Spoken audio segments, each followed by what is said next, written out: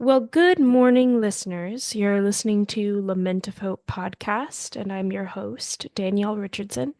And I'm very excited and honored to get to speak with William Moseley. He's famously known for playing Peter Pevensie in the remake of the Chronicles of Narnia series, but he's been in several TV appearances as well as films. He's actually doing some PR right now for a film that's coming out called Home Sweet Home Rebirth. And he was very kind to do this interview on his vacation, which is why he's in his car right now. So I feel very honored that he took the time. But No, of William, course. thanks so much for coming on the Yeah. podcast. Yeah, it's an honor to be here. Danielle, I'm a big fan of the show. I heard your interview with Viggo Mortensen. And as soon as I heard him on the show, and of course Brian Cox, I was like, I've got to be on the show. So I'm very honored to be part of your podcast. And obviously, I'm not quite as successful or esteemed as either Brian Cox or Viggo Mortensen. But whatever questions you have for me, please fire ahead, and I will do my best to answer them. Well, I mean, I want to say, when you say esteem, I think you're a very good actor. I love the Thank you. Chronicles of Narnia, so I'm sorry it's kind of Thank you. cliche, but That's obviously great. you played Peter so well. I think especially in Thanks. Prince Caspian, his dynamic Yeah. of becoming this very prideful, going through a very prideful stint and then being Yeah. humbled, um, Yeah. is something very relatable, especially for young Yeah. people. Yeah. Um, Yeah. so, but I did want to ask you, what Yeah. is your, your new film that's coming out? You said it's based on a video game? Yeah, it's based on a video game called Home Sweet Home. I have actually not played the game. I play some games, but I try to stay off them because I get a little addicted.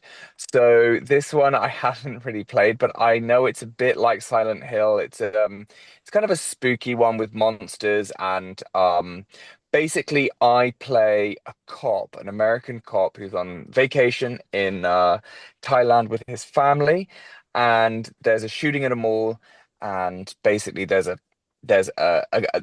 guy that does the shooting is a demon, and in this moment the demon dies. He releases all these monsters basically into the world, and my character loses his family at that time. Then he has to find his family, and then he realizes that everything's not what he seems. He's kind of in purgatory.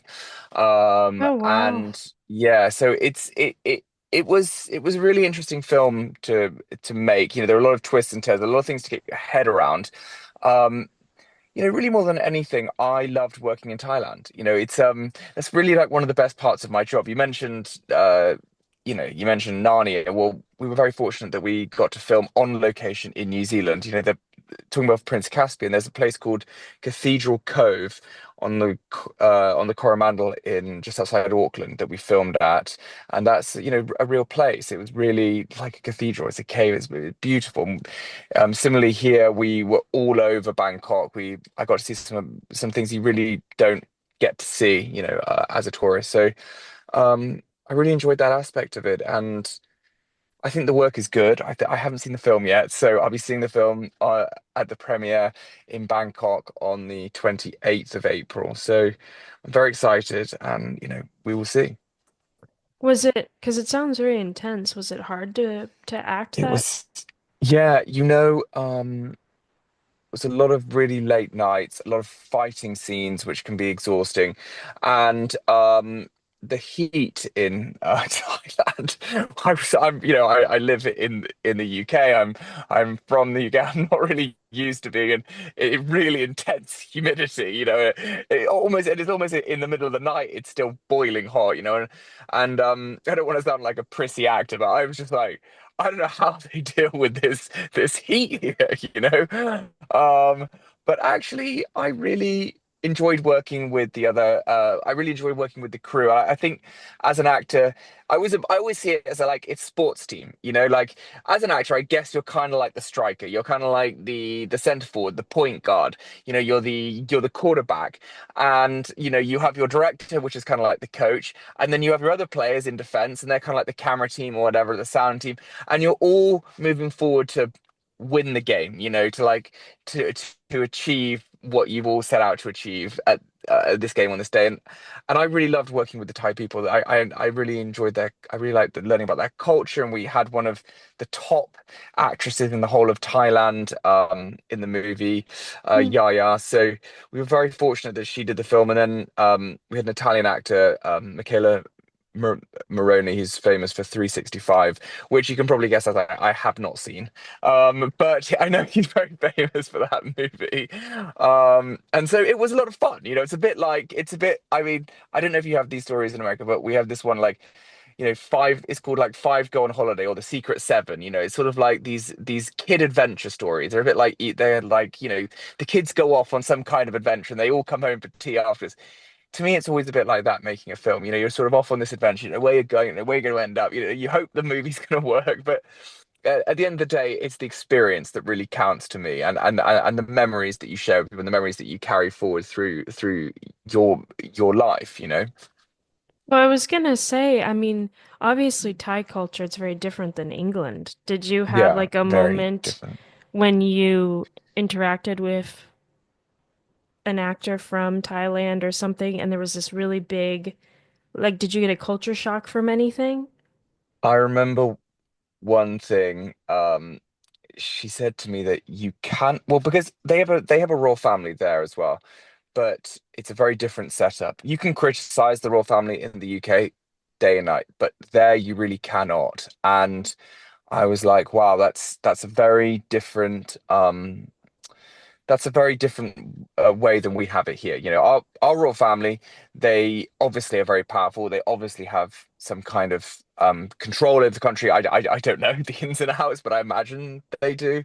I have played royalty on TV, but I don't think it's anything close to what the reality of it is. But I know in the media, in the press, you can say things about them. People can say things, whatever they want. They can voice their opinion. But in Thailand, I think you can't, and that was interesting to me. I don't know whether that's true, but that was just a rumor that I heard. Is it when you were there, is the culture, are people very respectful toward each other or Yeah, they're very respectful and they're very kind. They always put their hands together and bow, which is very sweet. And their language is very soft, and obviously everyone's just seen White Lotus, so there's a sort of Thai culture thing going on right now. And I watched White Lotus. And I think they did a really good job of showing kind of Thai culture, what it is, and showing the ins and outs. Obviously, that was at a very expensive hotel in a very beautiful part of Thailand. But a lot of Thailand is not well off. A lot of people don't have a lot.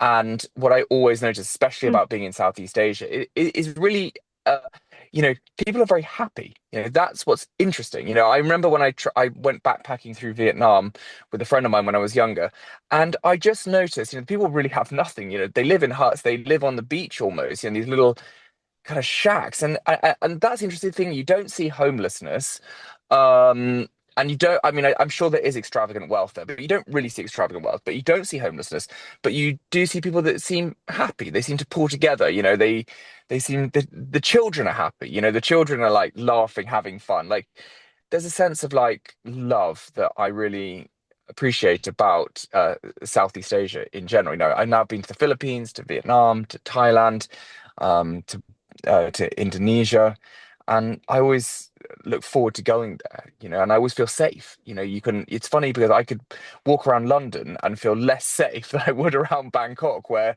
the GDP of Thailand is like 1% of like the UK. So it's very interesting that, what makes people happy, what makes people feel good, what brings people together. Like, how do we kind of bring that into our Western capitalized society? You live in New York. You see extreme. I watch all those reality TV programs about selling real estate, and I saw there was an apartment selling in New York for $250 million or something. And yeah. then you look at the street sometimes, and you see people living on the street. When it's so cold. You're just like, how is somebody so cold? Living here. And we have the same in London. They're selling $100 million apartments and people are sleeping on the street. And you're just like, how do we bring some more of that love into our societies? Um, Yeah. Is yeah, there something in the UK that you wish was different? That maybe is it more of the um because when you're talking about the Asian countries you mentioned, it seems like there's a more holistic sense of living where it's very communal and people are very content with what they have, or at least, whether they're content internally or that that's a cultural thing that, you are to be grateful. Whereas yeah, there's, in the US, we're very fond of our independence, but we idolize it a lot, right? So yeah, there's too much of it. So yeah. in the UK, is there something you wish was different that would be adopted from either an Asian country or something somewhere else? Yeah, I would say that, that's a really good question. I would say like in our societies, and I am as much a victim of this as anybody else, it's this thing of like it's never enough, like what we have is never enough. Like I know that for myself. It's like, okay, I own a home, like, and then I come on vacation and I think, oh, it'd be nice to have a vacation home, but it's like I don't need a vacation home. Like, what am I thinking? Like, why is that even entering my mind? Like, I don't need a vacation home. Like, I'm very happy just like renting, like getting an Airbnb. Like I'm happy in an Airbnb. Like, why am I thinking that it'd be nice for me to have a vacation home? It's like something's in our mind where we're like, okay, I've got this, but really I should be getting that. Like, really I could get Yeah, this. Like, yeah, really, what if I work towards getting this? What if I work towards being better, to being stronger, to being more successful, to being richer, to being, to like, it's like this like what if mentality is good to a certain degree, but it's also not good in another way. And the ironic thing is, you don't always get more when you spend more. It's like I always say, it's like you go to an expensive gym, and the equipment isn't as good in like as in like a $30 gym. Like I used to go yeah. to Gold's Gym in Venice, and the equipment was better there than in Equinox. It's like like you don't have to pay more to have a better life. Is basically what I'm saying. Like I'd have a better life not maintaining a vacation property, not looking after it, not having to pay fees on it or whatever it is. Like I'd be better off just like being content with what I already have and working really on myself, actually. Well, is that hard being an actor? Because I know for actors, I mean, you're always striving to be, to grow in your craft. A lot Yeah, of actors, have a goal, like a role they really would love to play or get to a certain yeah, salary range or whatever. And I yeah. think especially in your industry, I mean, it's unfortunate, but you've got like the A-list actors, right? Which is like the Right, 0.2% that make right, tons of money and they can kind of choose the right, movies they want to be in. right, And then you've got all these talented actors who really have to work to make their money right, because they have to right, pay their mortgage and all that stuff. right, right. Like, what, how do you balance that? Because I mean, I would think it's hard, especially because you're young. I mean, you have dreams, you want to do stuff, you want to be able to be in things. So, how do you Yeah. balance I that? think Okay, I need to be grateful, but also I really would like to get better in this. Yeah, I think that's very important. There's obviously an artistic mind, of wanting to be better, of wanting to do interesting work, pushing yourself forward, and then there's also a financial mind where you have to look at the practicalities of your life, paying your mortgage, paying for a gym membership, paying for your car, whatever. There are obviously two minds. I think what's important is to delineate those two minds and go, okay, like let's look at this. Like I have the basics of this practical, pragmatic life. I can go on vacation. I have a home. Like I have all the basics now. Okay, good. Okay, so let's look at my artistic life. What can I do better over here? And not think about how that's going to affect the other side. Like what can I do better over here? What would interest me? What would, push me forward? What will fill me creatively? Um, Not to plug another movie, but like I just finished a movie in Kentucky and I felt like that about the film. They didn't pay me a huge salary, but I loved playing the character. I played the Attorney General of Kentucky, and he's running for governor. of Kentucky. And without revealing too much about the story, basically he has skeletons in his closet, and he tries any way he can to cover them up. Like he goes through this kind of he's on the campaign trail, and slowly everything starts unraveling. And as it unravels, he's trying to put it all back together as quickly as he can without, trying to like have as much damage control over the situation as he can. Um, and I loved playing the character, because there was this kind of, as we were just talking about, this sort of capitalist, very um, masculine, like very driven A-type person who's a lawyer running for governor, maybe president over here. And then there's this guy that's basically really struggling, emotionally, who's basically pushed the self-destruct button and now cannot unpush it. Hmm. And the complexities of that person really interested me, and that rarely does that happen where you find a character you're like, oh my God, like this is. And I actually auditioned for the part, I read for it, and they cast me when I met them. So um it was something that I really cared about and I really wanted to do my best in. And of course, there are days when you're tired and you don't feel like it. I mean, I actually heard Viggo Mortensen saying that. It's like in your podcast, like, when you come to set and you just don't feel like it on that day, you just feel really tired. You've gone through 4 days of kind of emotional stuff, maybe crying, shouting, losing your mind. Like you've had tons of dialogue to say, I had to do these debates and these monologues. And by day 5, you're just like, I am so tired. I cannot actually bring it today. But you have to, and you have to because you're like, this is the artistic chance I wanted. Like, this is when I'm sitting at home, like, where's that artistic chance?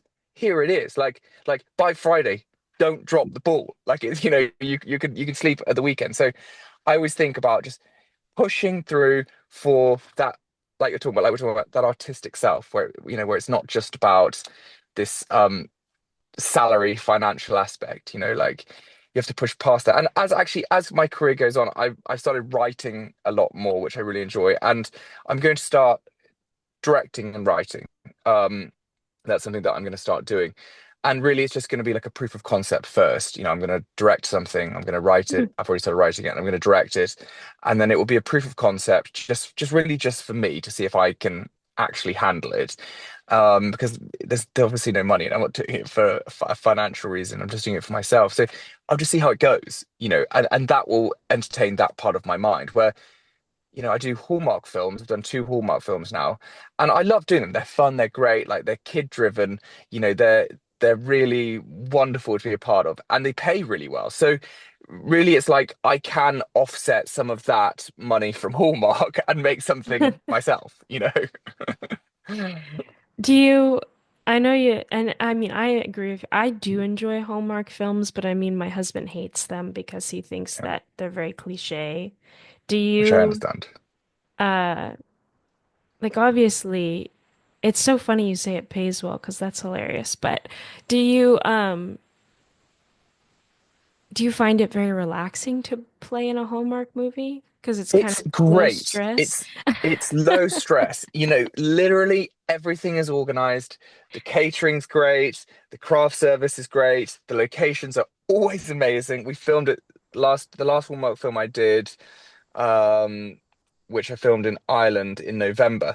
We filmed at Slade Castle. We filmed at which is in Ireland, which is a beautiful castle in Ireland. We filmed at Powers Court, um, Yeah.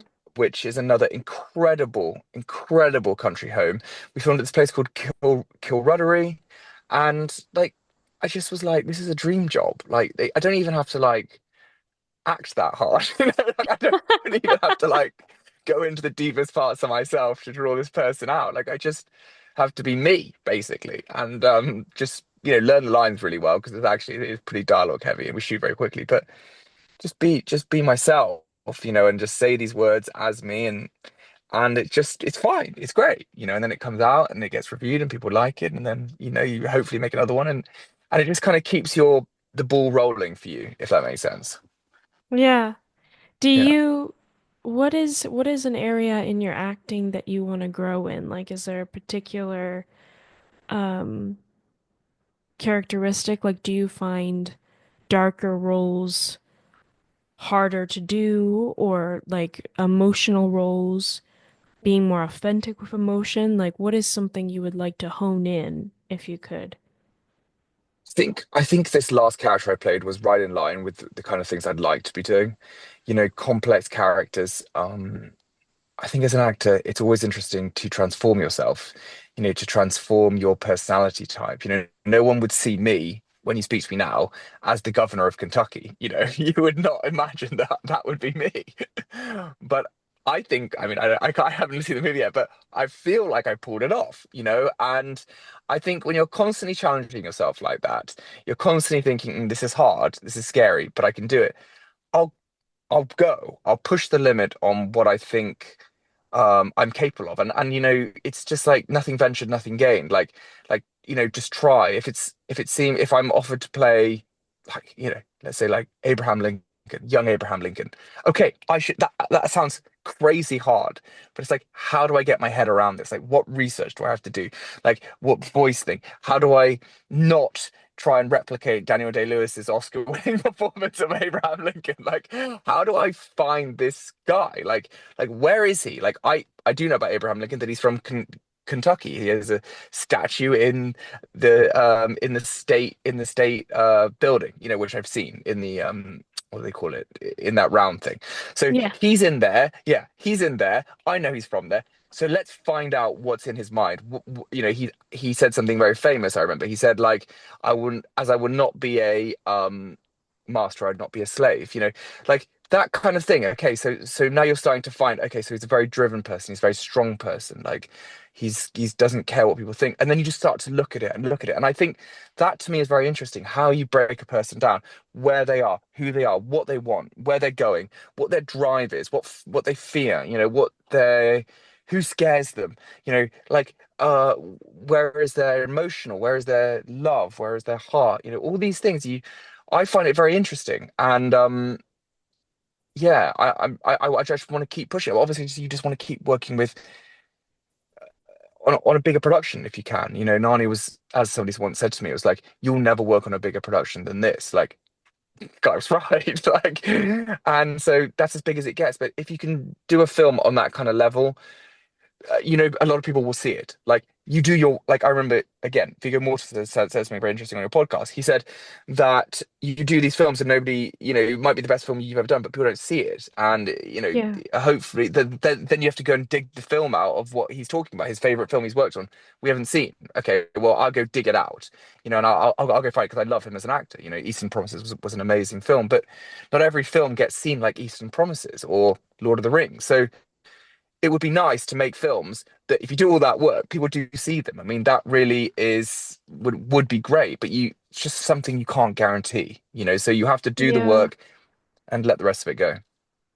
Well, it's interesting you say that. I'm surprised. Do you mean while you're working on Narnia, someone told you just never would be able to act in something bigger? Well, unfortunately, that was how I did interpreted it. I interpreted it at the time. But Okay. basically, what he was saying was, this is the ceiling. There is nothing bigger than this. This is as big as a movie could ever be. Like, because the budget was so vast, so high, you can't have anything more. Like, the budget of Titanic wasn't bigger. The budget of like Avatar would be like on a level. James Bond would be on a level. Like, Narnia was Harry Potter's on a level, and Lord of the Rings. Like, they're all in this like you said, 0.1%, where someone's invested hundreds of millions of dollars to make this thing as real as possible. You know, of course, at the time I was like, well, I'm going to work on something bigger, but he wasn't saying that as as a criticism to me. He was saying it like, look around, this is it. Like, like, and he was he was a publicist who's worked on. He was pretty old at those in his 60s at the time, but he worked on like 100 movies, and he was saying he's never worked on a movie that gets bigger than that. Hmm. Yeah. But what is there a role that you would really like to play, whether it's on stage or film that you haven't, that you would, if you did get to play it? I mean, like you said, there's always this like you want the next thing, so of course you're gonna, that's gonna happen. But is there a role you really would love to try to do? Yeah. I think if you're offered Hamlet in your life, you have to do it. I think if you're offered Romeo and Juliet, you have to do it. I think if you're offered to play, I think an actor should play a boxer. You know, I mean, boxing movies and actors, they kind of go hand in hand. I think you should play a boxer in your life. I think if you're offered to play, obviously like Richard III is one, but like if you're offered to play like a tragic hero, tragic king, something like that, I think that's always a really important part to play. Um, is there anything else I'd like to play? So there's a You lot of know, Shakespeare in there. Do you a lot of like Shakespeare, and Shakespeare? yeah, but I just think it's like it goes back all the way to the beginning of acting, sort of thing. You know, I mean, not to the beginning of acting, Yeah. but like it goes back such a long way, and you're from this long history of actors. It's like you kind of just have to give it a go just for yourself, even if nobody ever watches it. Like, I mean, at least try for that.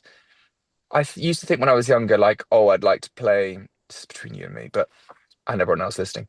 But like, I used to think I'd like to play like a serial killer kind of character because I think that's what a lot of actors end up doing. But now I really wouldn't. And actually, I think I think that kind of dark energy is not good. I think you have to be very careful when you play like Hmm. a villain like that or you play somebody like that, especially and if you do play it, I think you have to be very aware that this is not to be glamorized. You know, this is a person that's not just destroyed the life of one or say 15 people, it's destroyed the life of hundreds of people, you know, because of the Hmm. crime that that person committed. And I don't think that's such a positive thing between you and me. Like I don't like that, and I now as I've gotten older, I realize that that's not something that I would want to do unless I felt like it was 100% right and it was handled sensitively in the right way. That's Um, interest. Do you not? That's interesting because I think, especially in America, it's interesting. I don't know if you saw or heard of the film. It had Matthew McFadden in it and Nicole Kidman, and it just came out. It's this like film about this place in Michigan that's yeah, Dutch. And okay, um anyway, I'm forgetting the title, but it was a horror movie. Like they didn't yeah, say it was, but it was my first time watching one. yeah, And by the end of it, I was just like, what's the point? Like I had yeah, nightmares. yeah. I just was I like, know, I and know, I I know. I I don't know what it is about in America though. We love dark movies. Like we, It's the we same in the just UK. we love to be scared for no reason. Yeah, But I what I know, don't understand is I'm always like, but life is so hard and I'm scared so often. Why do I want to I watch a know, movie I know, that just I takes it to know. the next level? I know. And I feel the same way. It's like you go into it, and when you're an actor, you go into it for 14 hours a day. You know, you dream about the movie. You're in the movie, actually. You know, I did a war film and I used to dream that I was in war. You know, I mean, it's like, it's the weirdest thing. It does go into your consciousness somewhere, and it goes into your consciousness differently um, from the camera department or even the director. There's some line between them and you in the way that like they're filming it or they're recording the sound of it or they're setting up the set or they're setting up the blood for it or they're, you know, watching it on the monitor.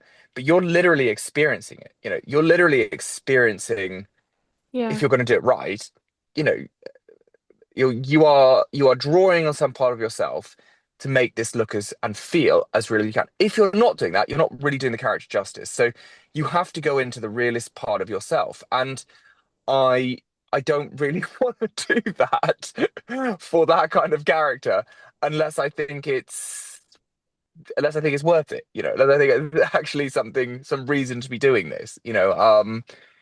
And you live with it and it stays with you for a long time and it can play with your mind, you know, in a way. Like I do believe that not that you're going to become a serial killer, but you live with the trauma of it, you know, to a Yeah. certain degree. And you hold that space for it. You hold space for that character, for that situation. And you work on it for 4 to 6 weeks before you even go to set.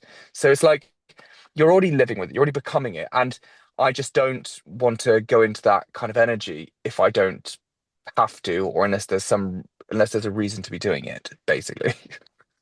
Is it bothersome to you or disturbing, or are you afraid that Yeah, something like would happen to you? Because I know, I mean, there have been some actors, obviously, like that mentally it was so hard on them that they weren't really the same after.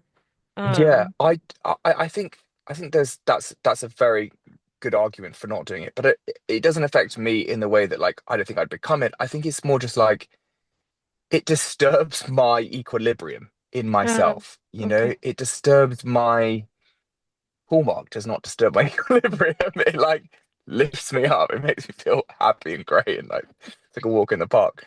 You can't do Hallmark the whole time. So, you have to do things that obviously challenge you. But I think there is there is like one of these things that go like this, I don't know what that is, like a dial, and Yeah. don't dial all the way over there unless there's a reason to do it or there's something that you connect to over there. I just don't care enough. Yeah. No, I agree with Yeah, you. I think it's especially now in our world, I think people are yeah, inundated with such hard things all the totally, time. totally. So it's nice in a film to be able to, yeah, you want to relate to the characters, you want it to be something that is realistic, but at the same time, you do want it to be something that at the end you are able to go, that was really good, or Exactly, um made me think about something in a deeper way, but not in a disturbing way, but something more about life, right? exactly. Um, I did want to ask you though, for you, when you're talking about this spectrum of life Yeah, and just, a serial killer is literally like all the way at the other end, right? right. What what time in is there a time in your life when you feel what was like a time in your life when the equilibrium you were feeling was rocked? Did you ever, like, whether it be acting or it be personal, was there a time when you were really struggling with a balanced, because you seem like talking to you, you do seem like you're a pretty easygoing, balanced person in your life. Yeah, yeah, But was there ever a time when you felt like there was one end or the other that you were starting to go to based on yeah. circumstances? I'll be completely honest with you. The time I felt like that the most was when my ex-girlfriend and I we split up. And, you know, love hurts. Love is like the most one of the most powerful emotions you can feel. And and the worst, I think the hardest part about love is it's not like when you can't be with someone, it's not like you don't love them. It's just like you guys are not on the right like trajectory. You're going that way, I'm going this way. Like that's Yeah. that. But I think it definitely affects your equilibrium. And I think you're definitely like, okay, there's a new door coming. I know it's going to be good. I know it's going to be great. But right now, I don't know what that looks like. It's like you're sort of fighting through a wood, it almost feels like. It's like a dark wood that you're just trying to get out the other side of, and you're like, it doesn't matter. I don't care how much money someone has. I don't care all the things they have. When they're suffering from like a broken heart, it's like it's like an unimaginable experience. However, I will say this about it. I have a friend, a Native American friend, and he knew my ex-partner and he knew me, and he was like, what you're going through is a beautiful thing. Like right now, like, the feeling of losing someone, of heartbreak, he's like, it's the most beautiful human thing you can go through. And Hmm. it was hard to understand really what he was talking about then, but I understand it now. And it is true. When it's not, it's like all your emotions are on the surface. It's like, the worst thing you can feel in life is numb. Like that's the opposite of feeling numb. You're not coasting through life. These emotions are like rocking your system, rocking your mind. Like it's it's an incredible thing that we experience as humans is love, and loss and grief and going through those. I think there's 7 stages, going through them and really understanding what they are, and then and understanding yourself better at the end of it, and understanding yourself on deeper level. And it also shows that, you have the capacity, you have the capacity to really care about someone else, to really want the best, to really love them, care about, to be there for them. Um and then you obviously just have to let that go and wish them the best. But that to me was the only time I've really ever felt like my equilibrium was like I was having to like get it back over. Like I was Yeah. having to work on myself. I think that's really the only time I felt like that. Well, I wanted to ask you because I mean, I went for a really bad breakup before I married my husband. And I, it did change me, I think definitely Yeah, for the better, but at the same time, there's still that part of your heart that you feel like will never be exactly the same. Like yeah, there's that, totally. like you said. And I wondered for guys, like, because one thing I noticed with girls when they go through breakups is like we process right away. It's like we're Right, instantly starting to cry, talk to right, friends. And it's not so much like we want to get over it, but it's like we can't help it. It's like it just right, happens. For right. guys though, like how is that breakup experience for you? Like do men like how do you operate with that? Because, I've seen a lot of guys and obviously it's interesting. Our culture either encourages men to be super feminine or to be Yeah, super masculine or in yeah. stereotypes of don't cry, push through, or just completely go on the other end and just, be like a girl. And it's Yeah. like just for you as an average male, like what is that like when you're going through that experience? Is it It was a slow burn, I would say. I would say it's a bit like, if I have to be completely honest with you, it's a bit like, I don't know if you've ever broken your arm or something like that. And like you break something and you're something like, that feels weird. Like that's not meant to be like that. Like what is going on right now? And it just doesn't hurt. That's what's really weird. Like if you break a bone in your body, you're like, that doesn't hurt, but that doesn't look right. I know this isn't right. Like I've just injured myself. I know I'm injured, but I'm not in pain. I don't know why I'm not in pain. And then you're like, okay, I need to you go to the ER, right? And then suddenly it's really painful afterwards.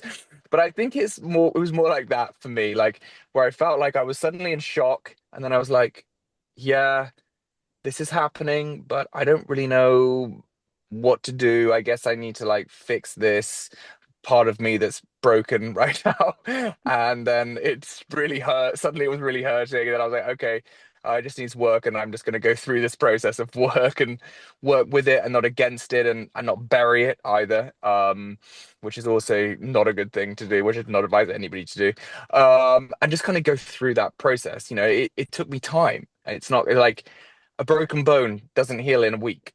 I mean, if you go skiing and you break your collarbone, or if you're playing soccer and you break your ankle, you tore your meniscus, how long does it take to heal? A part of your body? 18 months? Like, does it, yeah. sometimes it never really heals, but you do the work, you do the physio or the emotional work in this case to get it to get it back. And then one day it's strong again, and then you can go out and you can go play soccer and you can meet someone else and life goes on. But I think for me it was a slow burn, and it was much, and I know people say, oh well, that's a very masculine way of looking at it through a sports injury, but I really can't compare it to anything else because it was like that, and it was kind of shock to understanding what it was, to then having to do work on it, and then having to like bring it back to health, essentially. Didn't you get struck by lightning? I can show you the scar. It's right here. Yeah, I don't So know if you was can see that that. was that was that like I that? don't know, as I'm showing off my bicep, but it's literally right there. Yes, I did get struck by lightning. Was that the Um, exact same experience where you're like, what happened? Or is that it getting was struck by lightning different? Getting struck by lightning is more like I imagine getting shot. It's a bit like someone just like you just get shot in the back and you just have no idea where it came from. Like I felt like it was just so out of left field. The weird part about it was we were in a take. We were filming a scene, and that's how I got hit by lightning. Like it, I said to the producer, I said, I see the lightning coming, and she said to me, oh, isn't it beautiful, blah, blah, blah. I said to her, the only people stupid enough to be filming on a mountain in a lightning storm is a film crew. And she laughed, patted me on the back, and I went back into the scene.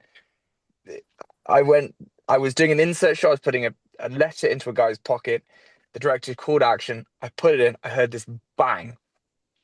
we had this Italian special effects crew who I couldn't understand a word of what they were saying, but I thought they'd set a grenade off by accident. And I thought those idiot Italian guys, they've set a grenade off. What is going on? And then I just saw white through my eyes, and I just felt this insane thing like hit me like this. And what happened was it had come through the camera. The DP was holding the camera, she was looking through it, and it just came straight through me. And Oh my what was, gosh. yeah, what was weird was I couldn't feel my toes. I couldn't feel my two smallest toes on my left foot. So I took my boots off to check that they were still there. Luckily they were. Um, and then I actually had a broken ankle at the time as well. So I was on crutches and I had to leave the crutches in the on the mountain and walk back up, sort of hobble back up to the car park and get in the costume designer's car. So it was a whole thing. Um, Were you but you know what? okay? Yeah, I was fine. The paramedics came to the hotel, they checked on me and they were like, "Well, you're alive." I was like, "Yeah, I guess I'm alive." So good. So it That was doesn't, that. when you get struck by lightning, it just, so nothing necessarily can happen. You can just have an immediate reaction of like electricity kind of thing. Yeah, I saw black and white flashing through my eyes like that, really fast. And then I did feel my heart stop actually, for a minute, Oh for my I don't know gosh, how yeah. long. Yeah, I felt it just go like, just like, and I was like, oh God. And all I thought was, God, I just really hope I don't die on this mountain. And then fortunately I It would didn't. be a little unepic. That's for sure. It wouldn't have been great. Especially I was at 25 at the time. It's been really annoying to end my life at 25. So yeah, you know, life goes on. Well, because I want to be respectful of your time, I do want to ask you one more thing. What is Yeah, something yeah. um that you love about life that if you lost it, it would be You, really, really, painful for you, or something that you don't think life would be worth it anymore if you lost it? I think there are two things really. I think first of all, the ability to love, like what I talked about, having gone through that and being very connected to my family and having all those experiences. Not like, I know it's not like people lose the ability to love, but some people get very closed off and they stop themselves from opening up, and allowing themselves to be hurt. So they will just block their emotions. And I think it's very important that you don't do that. And that if I ever lost that, that would be like a part of me that would be gone, and I really don't want that to happen, like that I think is the most beautiful thing we have is like, it sounds like really cliche, doesn't it? But it's like, the ability to enjoy life, to be open, to Yeah. have love in your heart, to be present, not to close yourself off. You can become rich and you can become successful, you become powerful, and you can become really closed off, and really unemotional and really like it's like you don't see, like always want to be able to see the world, see things for what they are. And obviously my family was very important, but my career, my job has been the backbone of my life. Really, without my job, I don't know who I'd be, where I would be. Like, it's the thing that keeps me. This is more than a job. It's a vocation. It's a hobby. It's everything. It's the thing that keeps me going. When you're going through a tough time, when you're going through a rough time, I know that I can almost rely on my career to be the thing that like re gives me that wind in the sail, re gives me that energy, like Yeah. lifts me back up, like it gives me faith that I can do something great, like I still have this like thing going that I love, and it's been work, I've been doing a long time now, so that's really, I'd be sad if I lost it, and I mean it would make me, I'd find some way to be part of it still, but that to me is really the most important thing. Yeah, Yeah. No, I understand that. That yeah, would be, I have often wondered at times, there are things that I love, and it's like, if I lost this, I don't know what will happen because it's such a yeah, test. Um, exactly. but I'm so grateful for this, and I do want you to No know worries. I am very excited. I hope you do get to do Hamlet Thank or you. Shakespeare. Thanks. That would be great. We all want you to be in more movies. So Thanks. I appreciate that. I want to be in more movies. good. Yeah. All right. Well, I hope you have a good Yeah. rest of your vacation, William. Thank Thank you you, so Danielle. I much. really appreciate it. Have a wonderful day, and I really appreciate your time. And I hope New York's not too cold right now. I hope you're okay out there. Thank you. We want summer. Yeah, I get it. All right. Well, thank you All so right. much. Thank you. Take care of Bye. yourself. Bye. Bye. Bye. Bye.